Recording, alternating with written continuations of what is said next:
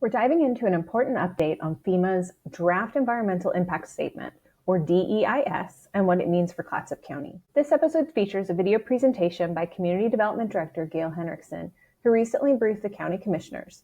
She outlined major concerns with FEMA's draft, ranging from inaccurate data about our population, housing, and land area, to unclear assumptions about property values and development impacts. And right now we'll move to the FEMA BIOP Draft Environmental Impact Statement Update on page 16. And Gail Henrikson, our Community Development Director, will turn it over to you. Thank you, Gail. Yes, thank you, Chair and Commissioners. I'm here today to give you just kind of an update of the information that's been included in the environmental impact statement. And I really just want to take this time to raise some of the high-level major issues that staff has identified so far. So just to give a little bit of a background, on August 22nd, 2025, FEMA released the draft EIS for public comment. Our comments are due back on October 6th of this year. The draft EIS or DEIS looks at three different alternatives. One is a no action alternative, which assumes that the National Flood Insurance Program remains in place as it existed sort of pre-Pick'em without those no net loss requirements.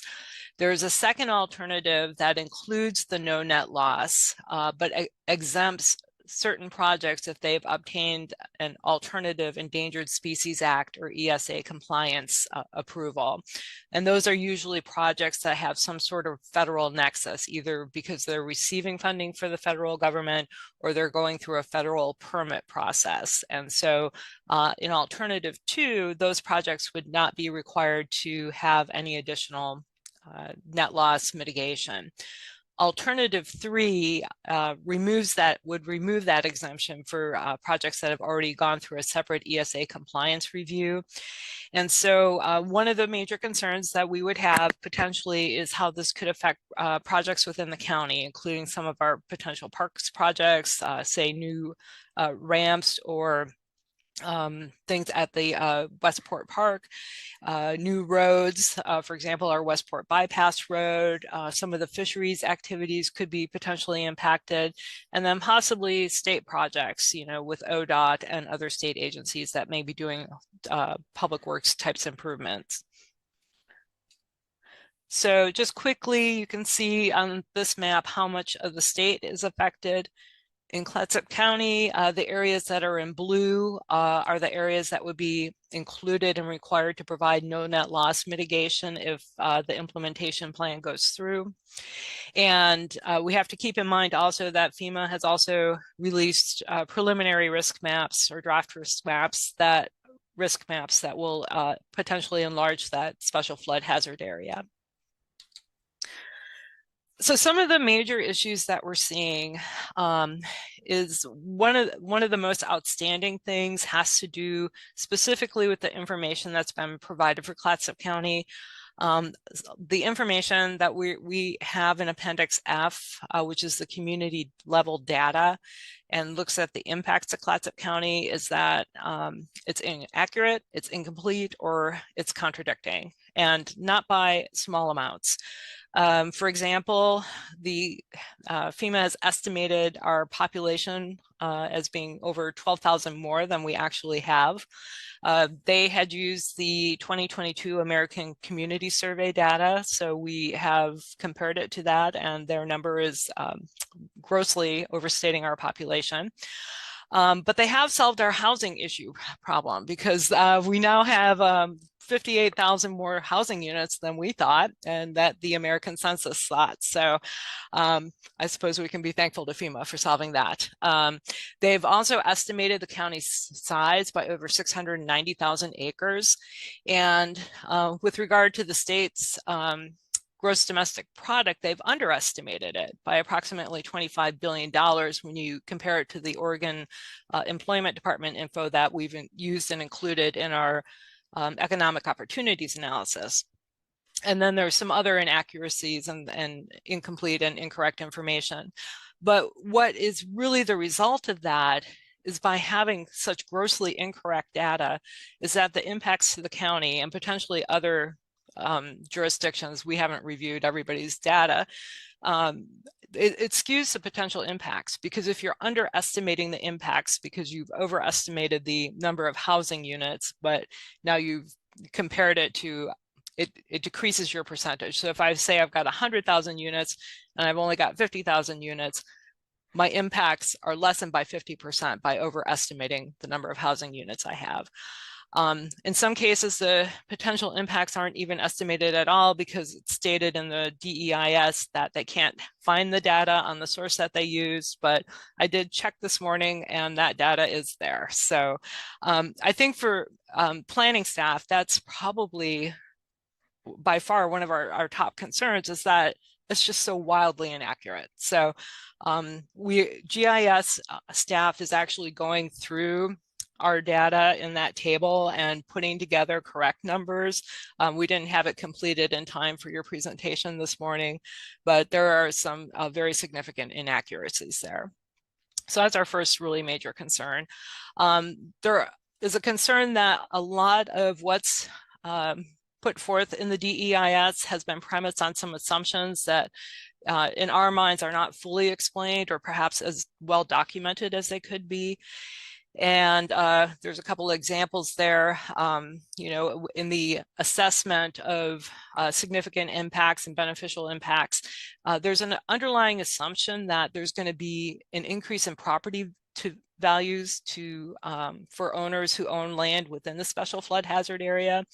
And from our perspective, it's a bit unclear how that happens and how you get increased tax revenues when you are potentially having communities adopt a set of policies that will severely restrict what can be done, or is going to increase the cost of what can be done to develop your property to the point where development's not going to occur. So I think that is something that is not fully explained or fleshed out enough to be used to support the conclusions in the DEIS. It also appears that there was a lot of state data available that hasn't been incorporated, or where state agencies could have been consulted, again, to perhaps provide a finer grained picture of what the potential impacts could be. For example, I cited the Oregon Economic Department and the gross domestic product, but there's also no mention about the housing needs analysis and the housing that the governor is pushing for every jurisdiction to build. And so that doesn't seem to have been factored in and considered. A few other major issues. I think we just talked about that. That was a duplicate. And then the other things are things that we've already touched on, and your board has sent numerous letters in the NEPA process and during the PICM process, you know, talking about unfunded mandates, the need for increased staff time, the mandatory tracking and reporting. There still remains a lot of uncertainty and lack of clarity about how this is going to be implemented by local governments on the ground and how we're going to administer this. And I think that there is a very strong potential that as a result, if this takes effect, applicants are either just going to abandon projects, or they are going to have to spend so much more money on professionals that it may scale back projects as well. But there will be a lot more expense for applicants in the future if this moves forward. So looking at Clatsop County directly, we pulled our planning permits from 2020 through yesterday, 2025. We have issued 118 floodplain development permits, which is just about 5.5% of all the planning permits that are issued. Included in those 118 floodplain development permits, there were 21 new dwelling units, 16 new commercial or industrial developments that totaled over 53,000 square feet of space with a job value of over $2.2 million. So that was the construction cost building work for those projects.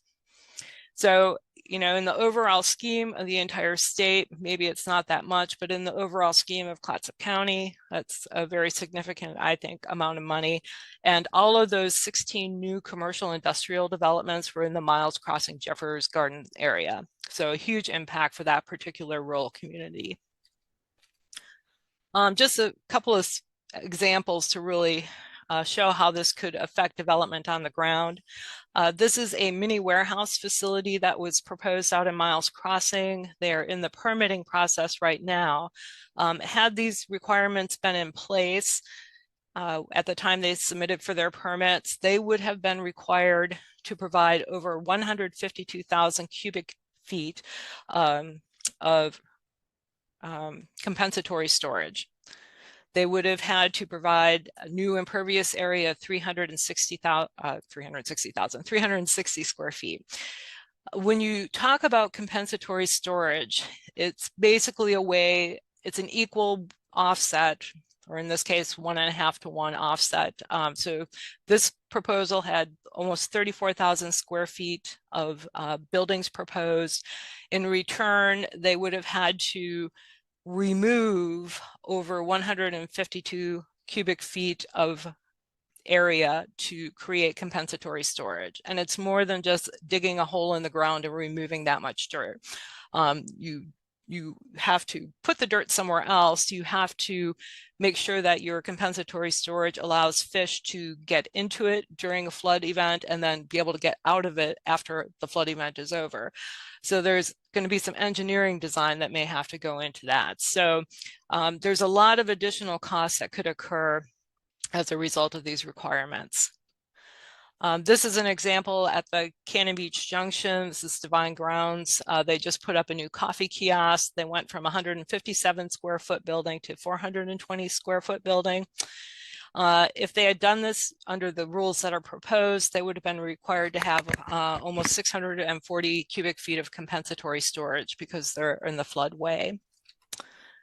And then just one final example, this is a new duplex that came in Jeffers Gardens. The footprint of the building itself is just under 2,300 square feet. However, their compensatory storage would have been calculated at over 20,000 cubic feet for their mitigation, plus an over 2,000 square feet of new pervious area that they would have had to provide somewhere else. So these are very real and specific and significant impacts that are going to occur if this moves forward as proposed. So just to give you an idea of where we are in the process, staff is going to be completing its review of the draft EIS by the end of this week. We're going to be sending a draft letter with the comments and issues that we've identified to the county manager's office next week. And then with additional input and direction from your board, those comments will get submitted to FEMA if your board so chooses by the October 6, 2025 deadline. After October 6th, the timeline becomes less clear. We know that after October 6th, FEMA could move forward and develop the final environmental impact statement, pick their preferred alternatives from the 3 I talked about earlier, and then issue a record of decision. Once that decision is released, then FEMA will send us a letter notifying us of that. And then within 8 months, we would have to choose, your board would have to choose one of the 4 pathways to change our ordinances or create new rules to meet these no net loss requirements. And that pathway or combination of pathways would have to be completed within 18 months. And so I went through that very quickly, but I do appreciate your time and I'm here to answer any questions. Thank you very much, Gail. This is an excellent presentation. I hope we can share it out widely, and your major issues that you highlighted in those couple of slides perfectly outline what our strong opposition to this needs to be and needs to include. And I think this has been such a sloppy rollout of what they have been trying to do. You highlighted all the inaccuracies, but also the timelines that they first identified in which communities had to identify a pick'em and go forward with. I mean, this has been an absolute mess, and that's why there's litigation filed. I hope it's successful, but I also think we need to push back strongly with our comments and encourage others to do the same. What happens next? Clatsop County will finish reviewing FEMA's draft EIS and send formal comments by the October 6th deadline. After that, FEMA will choose its preferred approach and issue a final decision. Local governments will then have to decide how to comply and adopt new rules within the next couple of years. For now, the most important step is public input. If you live, work, or own property in Clatsop County, your voice matters. Learn more, explore the glossary, and consider submitting comments before October 6th. Together, we can make sure FEMA understands the real impacts these changes could have on our community.